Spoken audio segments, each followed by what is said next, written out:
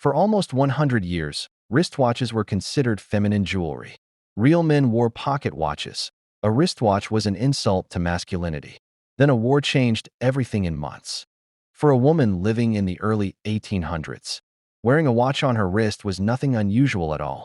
It was jewelry, plain and simple, a delicate bracelet with a hidden clock inside, made to be admired, not necessarily to be practical. In 1810, Queen Caroline Murat of Naples, the sister of Napoleon Bonaparte, commissioned the most celebrated watchmaker in the world, Abraham-Louis Breguet, to build her one.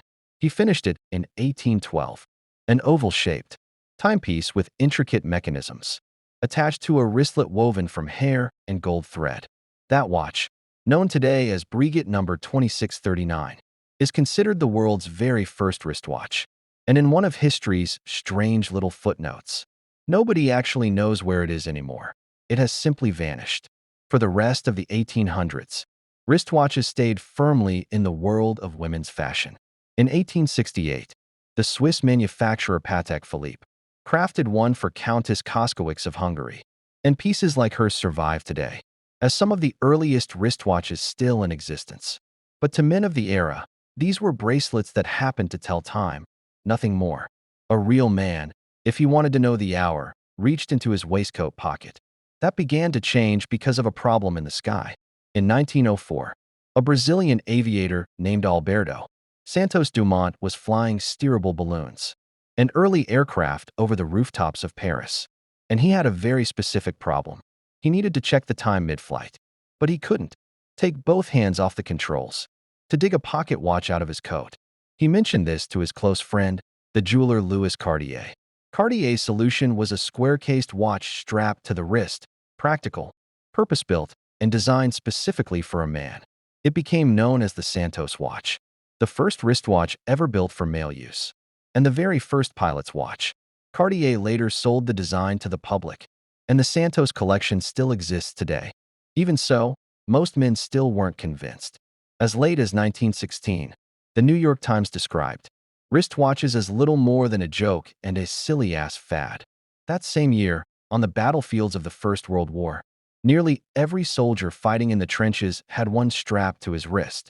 Coordinating an attack down to the second meant soldiers couldn't afford to fumble for a pocket watch while under fire. A wristwatch let them check the time instantly, hands-free, in the middle of chaos. Military authorities started issuing them outright, and by the war's end, the wristwatch had quietly become standard equipment for the modern soldier.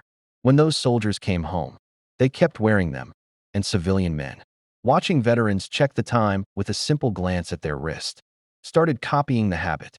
The shift happened astonishingly fast. By 1930, wristwatches were outselling pocket watches by a ratio of 50 to 1. The pocket watch, once the only respectable way for a man to carry time, was essentially finished. The wristwatch kept evolving from there. In 1923, John Harwood invented the first automatic wristwatch, one that wound itself using the motion of the wearer's arm. In 1961, Yuri Gagarin wore one on his wrist during Vostok 1, humanity's first spaceflight. And in 1969, Seiko unveiled the first quartz wristwatch, more accurate than any mechanical movement ever built. And in less than a decade, it ended nearly a century of mechanical dominance almost overnight.